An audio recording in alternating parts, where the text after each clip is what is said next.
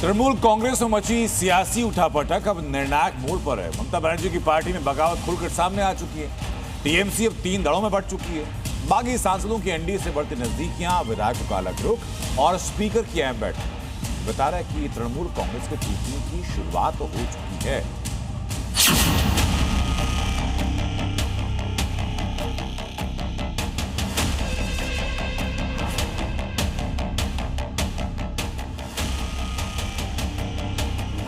जिस पार्टी को ममता बनर्जी ने अपने खून पसीने से खड़ा किया, जिस पार्टी ने बंगाल में 34 साल के लेफ्ट शासन को उखाड़ फेंका, आज वही तृणमूल कांग्रेस अपने सबसे बड़े राजनीतिक संकट से गुजर रही है। टीएमसी यानी ममता की कांग्रेस अब 3 टुकड़ों में बंटती दिखाई दे रही है। एक तरफ ममता बनर्जी और अभिषेक बनर्जी, तो दूसरी तरफ बागी सांसदों का खेमा है और तीसरी तरफ विधायकों का वो गुट जो खुद को असली टीएमसी बताने में लगा है। कभी एकजुट दिखने वाली तृणमूल कांग्रेस में अब खुली बगावत हो चुकी है।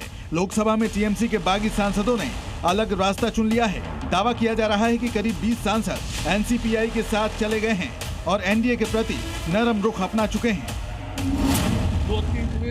2-3 अंश जाने का समय वो धोखा नहीं होता है। देश का संविधान वो मान्यता दिया है, लोकसभा मान्यता दिया है कि 2/3 में जाओ तो धोखा नहीं, 2/3 का कम जाओ तो धोखा जरूर होगा।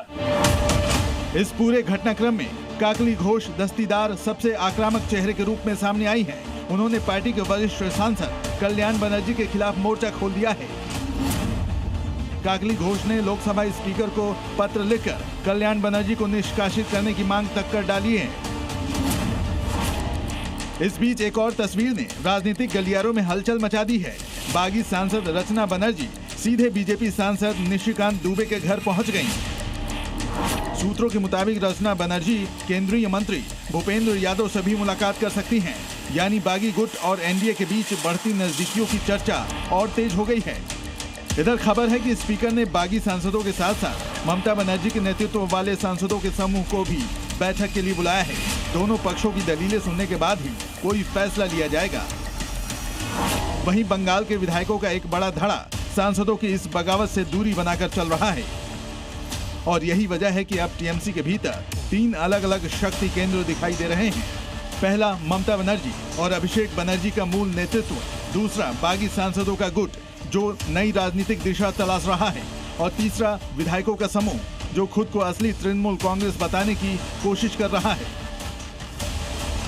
इस राजनीतिक उथल पुथल पर बीजेपी भी लगातार नजर बनाए हुए है। हालांकि बीजेपी नेता खुलकर इस लड़ाई में कूदने से बच रहे हैं। क्योंकि वो उनका पार्टी का झंझट है, उस पार्टी का अपना लड़ाई है तृणमूल कांग्रेस का, उस लड़ाई में हम लोग पड़ने वाला नहीं है। शताब्दी को कल्याण कितना गाली दिया और कल्याण को शताब्दी कितना गाली दिया, वो विचार करने का हम लोगों के पास समय नहीं है। उनका अंदरूनी झमेला है। मुझे टीएमसी के विषय में कोई टिप्पणी नहीं करनी है। अब टीएमसी पार्टी पश्चिम बंगाल में तो बची नहीं। अब उनके नेता क्या कर रहे हैं, मैं उसके बारे में क्यों टिप्पणी करूं। टीएमसी के भीतर शुरू हुई जंग अब कोलकाता से निकलकर दिल्ली के सियासी गलियारों तक पहुंच चुकी है।